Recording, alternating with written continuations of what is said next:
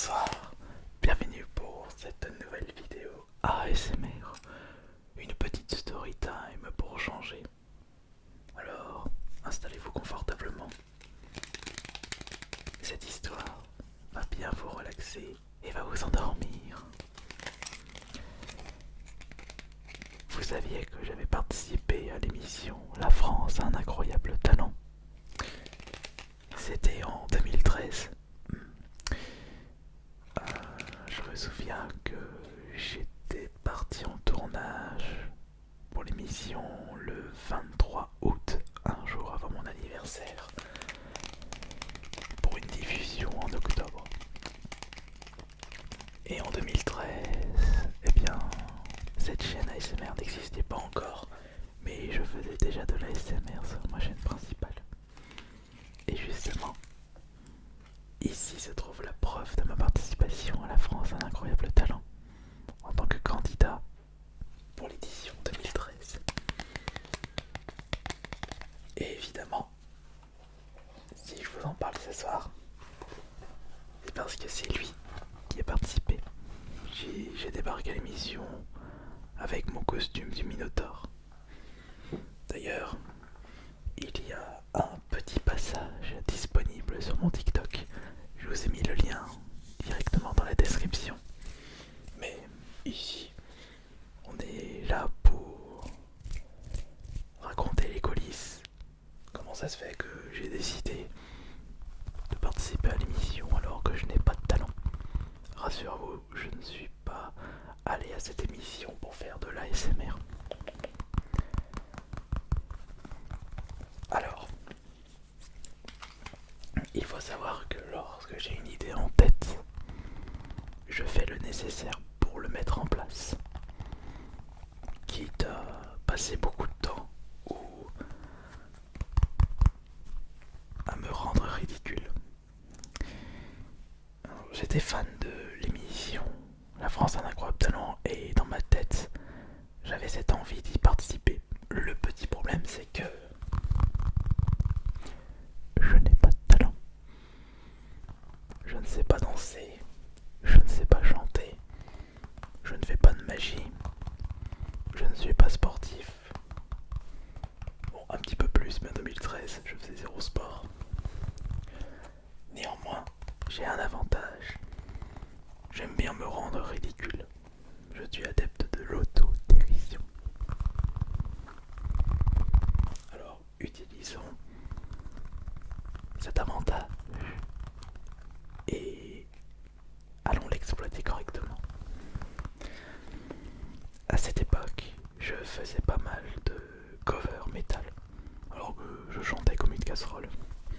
Et ça en tenue Minotaure.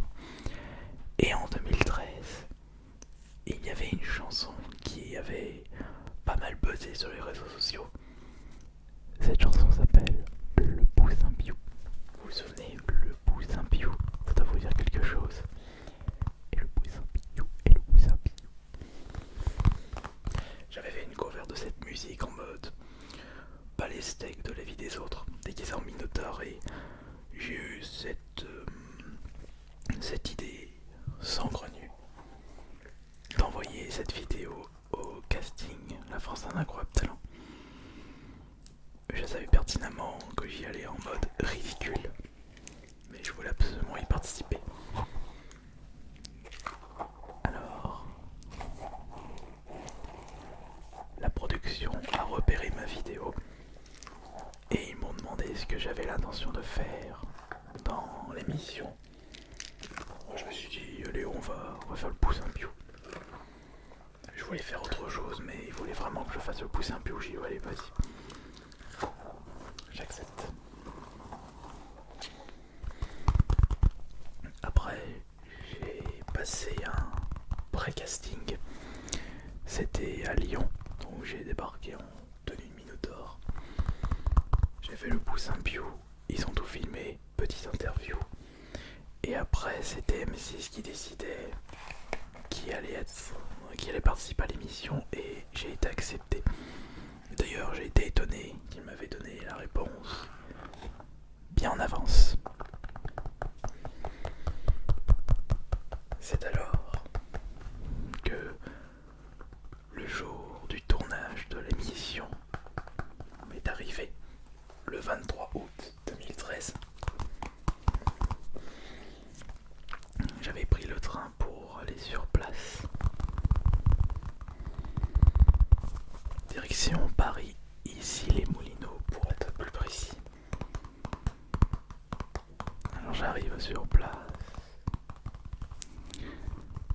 Les inscriptions, signature du contrat par rapport au droit à l'image.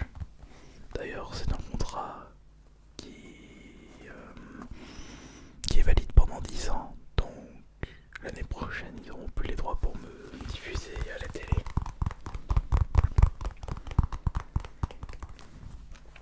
Et après, j'étais arrivé le matin et je leur demande: bon, je passe pour quelle heure?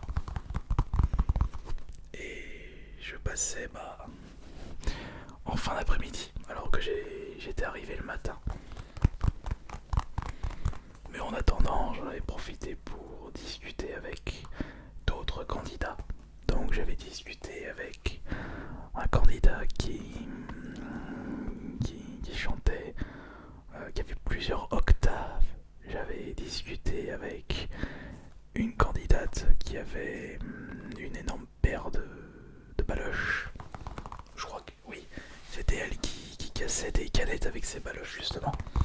Une qui faisait un petit peu d'humour de comédie en patin roulette. J'avais également discuté avec un magicien qui utilisait des rayons, mais lui il était très très stressé. Et j'avais pu discuter, mais vraiment vite fait, avec une personne qui grimpait un énorme pole dance, qui faisait genre 6-7 mètres de haut, mais d'une aisance incroyable. D'ailleurs, je crois que c'est lui qui a gagné cette édition 2013. J'avais pu le voir de mes propres yeux. Très fort le gars d'ailleurs. Alors j'avais mis le costume, j'en ai profité pour tourner quelques plans, quelques vidéos pour l'émission. Et justement, ça c'est le masque de Minotaure que j'avais porté à l'époque, puisque je dois posséder 6-7 masques de Minotaure chez moi. Mais celui-ci possède un élément qui se démarque des autres. C'est ce petit scratch noir situé à cet endroit. Et en réalité, il m'avait mis ce petit scratch pour intégrer le micro-cravate. Petite anecdote. J'avais fait également 2-3 petits tests pour le micro, pour la caméra. Et après des heures et des heures d'attente, le moment est arrivé. Devant le public, devant le jury. Alors, c'est bien simple. Tu arrives devant le public quand t'es costume en Minotaure et que tu y vas vraiment les mains dans les poches et sans préparation, en mode on s'en fout de tout. Logiquement, tu commences vraiment à te comporter n'importe comment. Tu joues un personnage. Et c'est vrai que moi, mon objectif dans cette participation de la France, un incroyable talent, c'était vraiment d'y aller en mode foufou et de voir le Minotaure y participer et non moi. Je me suis je racontais de la merde, je répondais à moitié aux questions, ou alors je me mettais vraiment dans la peau de mon personnage. Comme par exemple, il y avait une des membres du jury qui m'a posé comme question: quel est votre vrai métier? Et j'avais répondu: je suis gardien du labyrinthe. Ah oui, parce que c'est son métier au Minotaure, il est gardien du labyrinthe. Et j'avais chanté justement le Poussin Piou et à ma grande surprise, je me suis fait buzzer. Les 4 buzz. Et j'avais vraiment pas eu de peau, je m'étais même pris un buzz de la part de... Comment il s'appelle? Gilbert, c'est ça? Gilbert, ouais, j'avais même pas commencé qu'il avait déjà utilisé le buzz. J'ai dit: ah bah d'accord, bah, j'avais comme cette impression que tout était déjà calculé lors des sélections. Le jury savait déjà qui ils allaient buzzer. Ils ont été briefés très certainement. Après, il y a Dave, je crois qu'il s'appelait Dave, qui m'a fait un peu la morale en disant non, vous ne pouvez pas participer, vous pouvez pas, sachant que vous n'avez pas que vous ne savez pas chanter. Moi j'ai dit, sans blague, je ne sais pas chanter, je le savais. Et finalement, après m'être pesé 4 fois, bah je crois que je devais encore faire tourner 2-3 plans. Et après, bah je suis parti. Attends, je suis en train de me remémorer s'il y avait des choses que j'ai oublié de vous dire. Après, oui, voilà. Après, je suis parti de l'émission. Enfin, je suis rentré chez moi, donc j'ai fait l'aller-retour Paris-Lyon. Lyon-Paris, Paris-Lyon. Et j'étais tellement fatigué psychologiquement parce qu'il y avait comme cette ambiance très très électrique. On sentait que dans cet univers, les gens étaient très stressés. Bah, 3 jours pour m'en remettre. J'étais crevé psychologiquement de 3 jours parce qu'il y avait que cette faire une émission de ce style là quand on n'a pas l'habitude, bah ça fatigue. Et alors, qu'est-ce qui s'est passé? Eh bien, l'attente était extrêmement longue puisque j'attendais avec impatience ma présence à l'émission. Et c'était arrivé une semaine avant la Paris Games Week. Non, même la même semaine que le Paris Games Week. Parce que justement j'étais passé mercredi à la télé et il y avait la Paris Games Week 2-3 jours après. Alors je peux vous dire que lorsque je me suis vu à la télé en train de faire le zouave, bah j'avais comme une mauvaise... non, pas une mauvaise, non, c'était un mauvais terme. J'avais comme une sensation très bizarre, alors que je savais pertinemment que j'y étais allé en mode foufou. Après j'avais quand même ce stress de ne pas savoir ce que l'émission allait mettre en montage final. S'ils n'allaient pas mettre des choses. Mais finalement non, puisque comme j'y étais allé vraiment en mode pas les steaks, en mode main dans les poches, il n'y a pas eu de problème.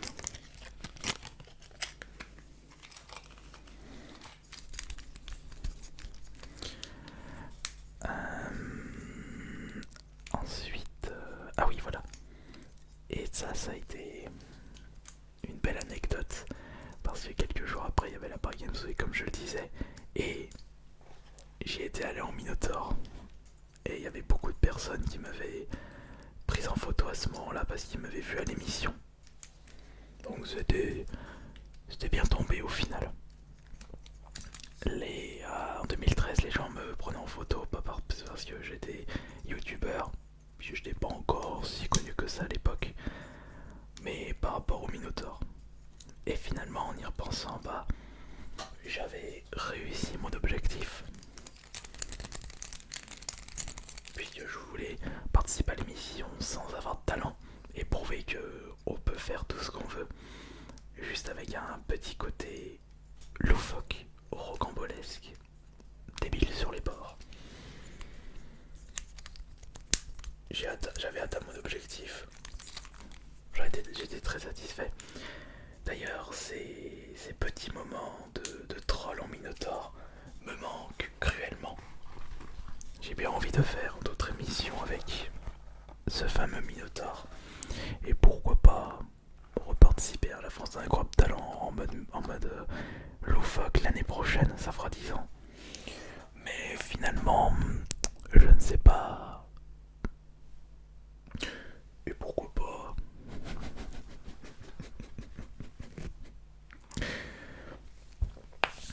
Et pourquoi pas y retourner en chantant une musique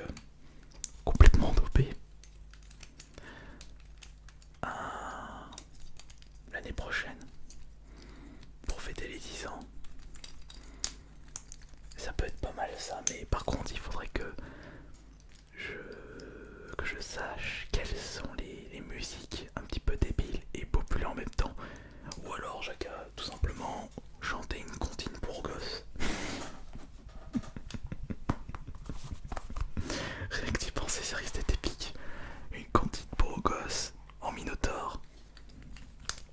Franchement, ce serait vraiment incroyable. Pousser le troll jusqu'au bout et se remémorer de ces bons souvenirs. Bah oui, parce que même si j'ai été buzzé et que j'ai été éliminé tout de suite, bah j'ai été content de ces participations puisque j'ai pu faire ce que je voulais faire.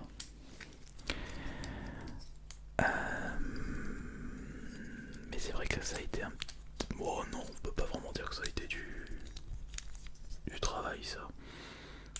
J'ai juste... Non bah non, je me suis même pas entraîné. Je me suis à peine échauffé, j'étais en mode...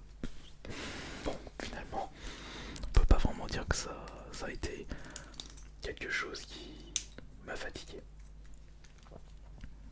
Mais est-ce que de votre côté, vous avez déjà participé à une émission de télé? Est-ce que vous avez toujours eu envie de participer à une émission en particulier?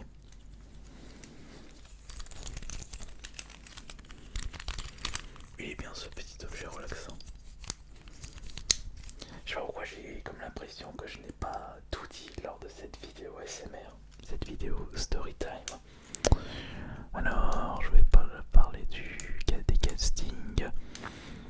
Ensuite, j'ai fait ça. Ah oui, j'ai un gros regret. Sur place, l'émission nous a clairement dit qu'il ne fallait pas prendre des photos, qu'il ne fallait pas filmer. Et je regrette de ne pas avoir eu le réflexe de prendre quelques photos souvenirs. Je vous ai partagé quelques petites photos à travers cette story, mais ça s'arrête là. Des photos qui ne viennent pas de moi justement, et ça c'est extrêmement dommage. Ouais, mais rien ne m'empêche de remettre le couteau sur le plat et d'avoir le badge 2023. 10 ans. Comment... Ouais, mais est-ce qu'ils vont accepter cette participation?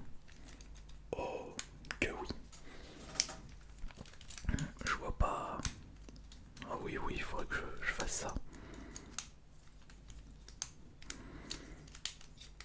Je refais le troll. Je ferai le nécessaire.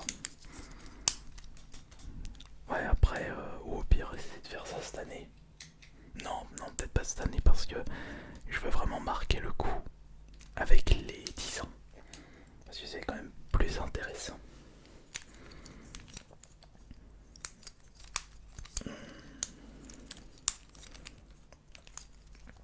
En tout cas, j'espère que cette nouvelle vidéo ASMR vous aura bien relaxé. Peut-être en cette petite story time. Je pourrais vous proposer d'autres story time si cela vous intéresse. Puisque j'ai pas mal de choses à vous raconter. Des choses assez cool. Des anecdotes de youtubeurs. Des anecdotes sur ma vie. Des choses très intéressantes ou des expériences personnelles. Ouais, bah, vous n'avez juste qu'à me dire ça dans l'espace des commentaires. Ne pas oublier de mettre le pouce bleu, évidemment.